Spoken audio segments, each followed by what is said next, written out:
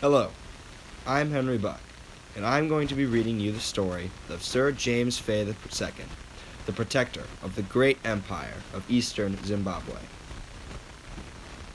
It's time to begin our journey. As the protector of the great empire of eastern Zimbabwe, Sir James Fay II was in for no easy task.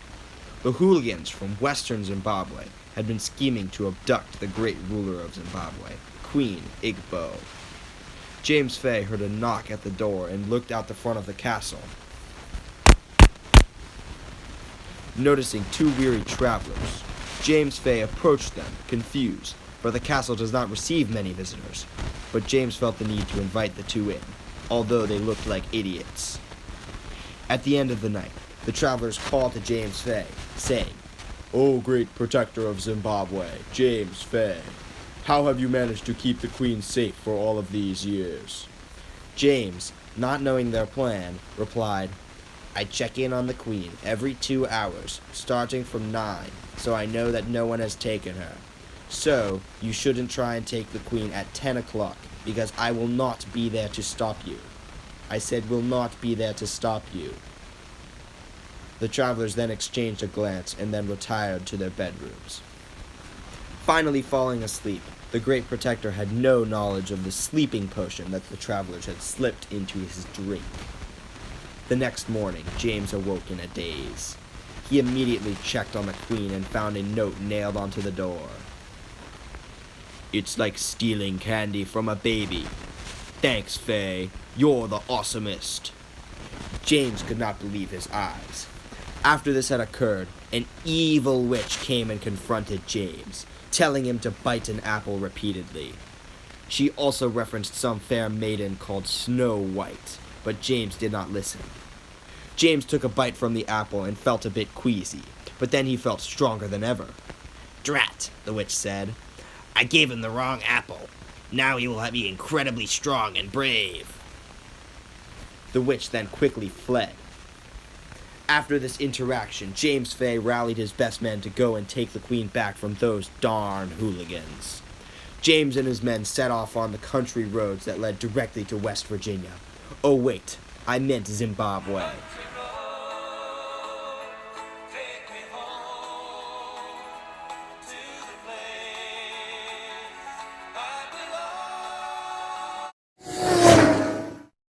Suddenly, James's happy tune was interrupted by the hooligan fighter jet squadron. The squadron drops a bomb that crushes two of James's men. It doesn't explode. It just landed on top of them.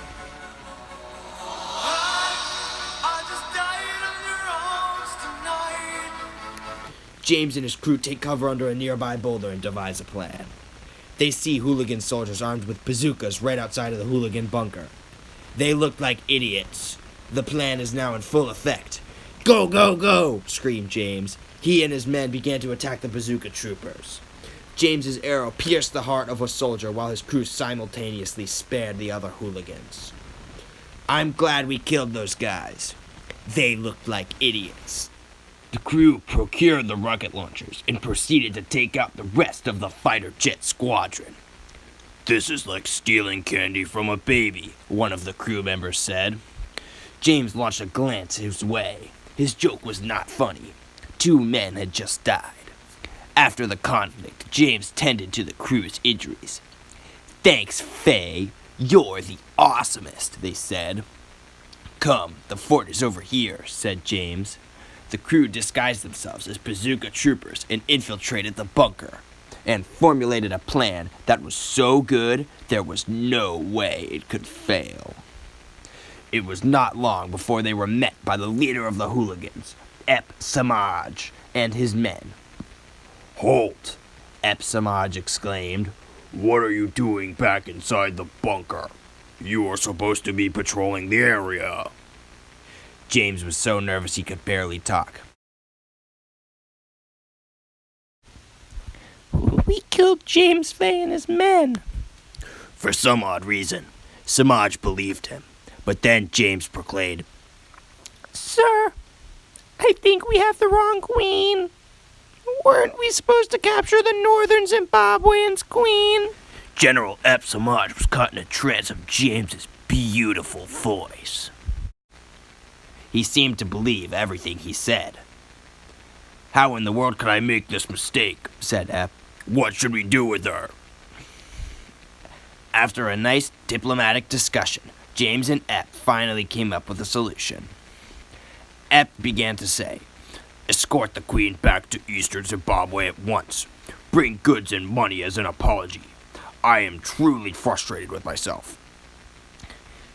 James felt as if his peaceful solution to the problem was almost his own way of embodying the ideals of the people that he represents or the nation that he is a part of. James walked out of the fort unscathed. This was almost like stealing candy from a baby. As soon as James and his crew exited the bunker with the Queen, they cheered and hollered.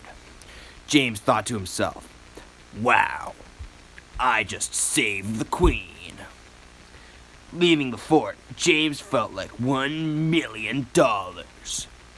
Now that they just needed to escort the Queen home safely, and Eastern Zimbabwe will return to its former glory. Thinking of a safe and effective way to arrive home, James and his men soon craft some rad razor scooters out of wood and ride their way into the sunset. James thinks back on his journey and then realized the two great men that he lost. Mourning their deaths, the great ruler of Zimbabwe, Queen Igbo, joined James and gives her condolences. James and his men begin the journey home with tears shedding through their eyelids like waterfalls. They really missed Brad and Chad, the two men who lost their lives on the journey. Still saddened by the loss of his loyal men, James endures and brings the Queen back to the city. Before returning to her former reign, the Queen says to James, "Thanks, Faye. You're the awesomest." That is the end of the story. Thank you so much for listening. Have a wonderful day.